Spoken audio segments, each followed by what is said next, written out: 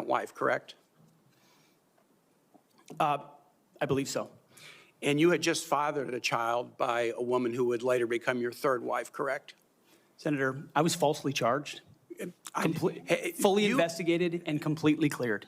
So you think you were completely cleared because you committed no crime. That's your definition of cleared? You had just fathered a child 2 months before by a woman that was not your wife.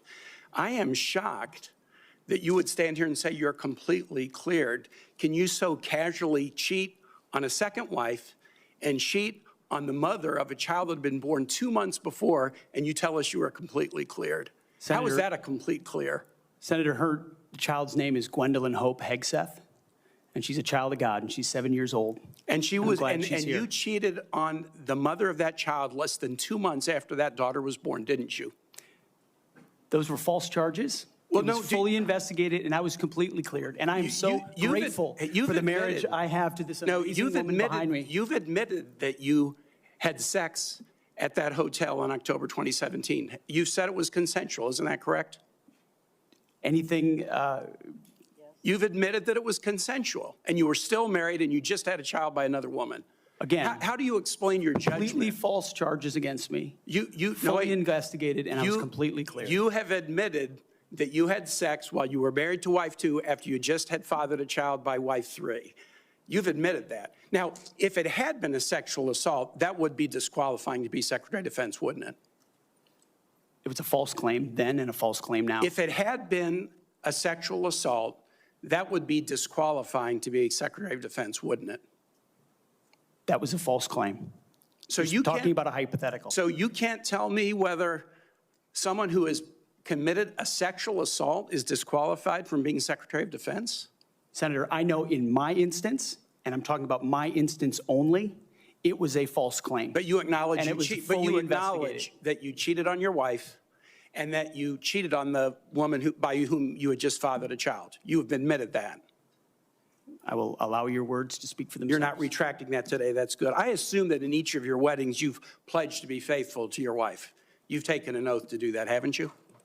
Senator, as I've acknowledged to everyone in this committee, I'm not a perfect person, not claiming to be. But no, I just asked a simple question. You've taken an oath like you would take an oath to be Secretary of Defense in all of your weddings to be faithful to your wife. Is that correct?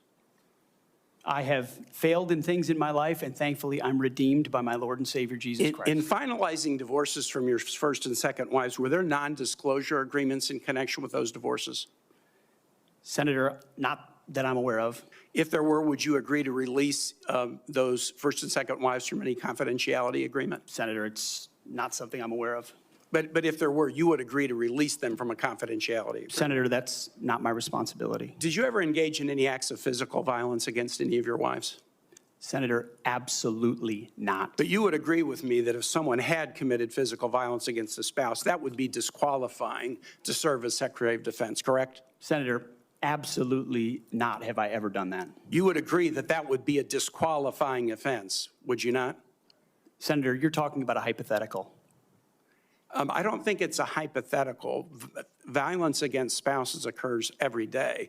And if you as a leader are not capable of saying that physical violence against a spouse should be a disqualifying fact for being Secretary of the most powerful nation in the world, you're demonstrating an astonishing lack of judgment. The incident in Monterey led to a criminal charge, a criminal investigation, a private settlement, and a cash payment to the woman who filed the complaint. And there was also a non-disclosure agreement, correct? It was a confidential settlement agreement off of a nuisance lawsuit. Right. During an interview, you claimed that you settled the matter because you were worried that if it became public, it might hurt your career. Do you maintain that you were blackmailed? Senator, I maintain that false claims were made against me.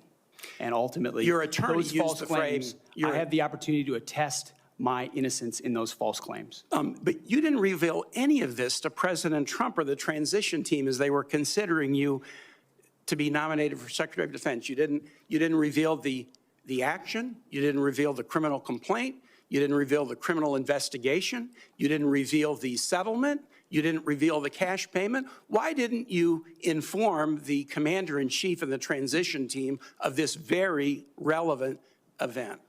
Senator, I've appreciated every part of the process with the transition team. They have been open and honest with me. We've had great conversations between the two of us, and I appreciate the opportunity that President-elect Trump has given me. You chose not to reveal this, right?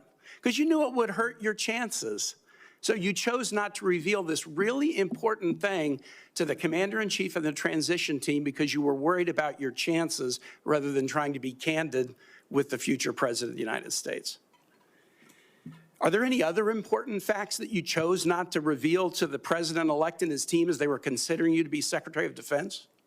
Senator, I sit here before you an open book, as everyone who's watched this process. With multiple non-disclosure and confidentiality agreements tying the hands of many people who would like to comment to us.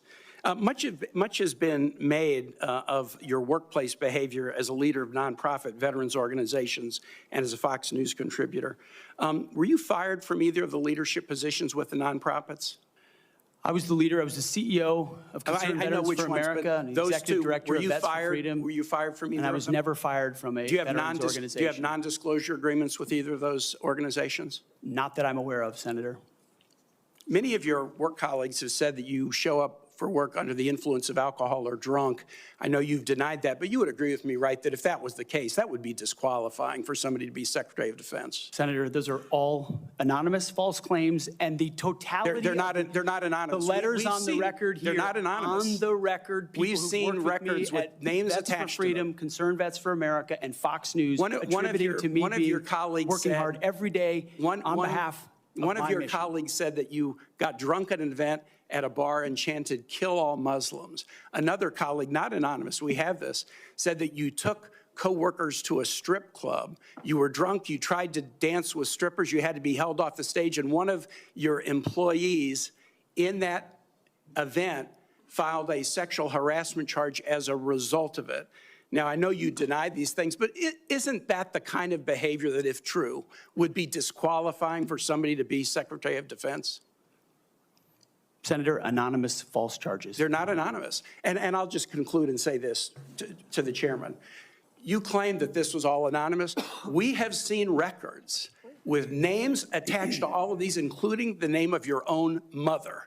So don't make this into some anonymous press thing. We have seen multiple names of colleagues consistently throughout your career that have talked about your abusive actions, Chairman, attitudes, I think he's words, over and his time. statements He's way to women. over his time. I now yield. And thank you very much. I now ask unanimous consent to enter into the record a family court order concerning the appointment of parenting time between Mr. Hegseth and Mrs. Samantha Hegseth. It states that there were no claims of domestic abuse or probable evidence of abuse in the relationship. Without objection, that will be added to the record. And we now move to Senator Kramer. Thank you, Mr. Chairman. Thank you, Mr. Hegseth, for your service, for your willingness to endure this. And I'm sorry for what has been happening to you, particularly the very idea that you should have to sit there and answer hypothetical potential in somebody's imagination crimes that may take place at some point, and wouldn't that disqualify you if you were a murderer or if you were a rapist? Unfair, and I'm embarrassed for this behavior.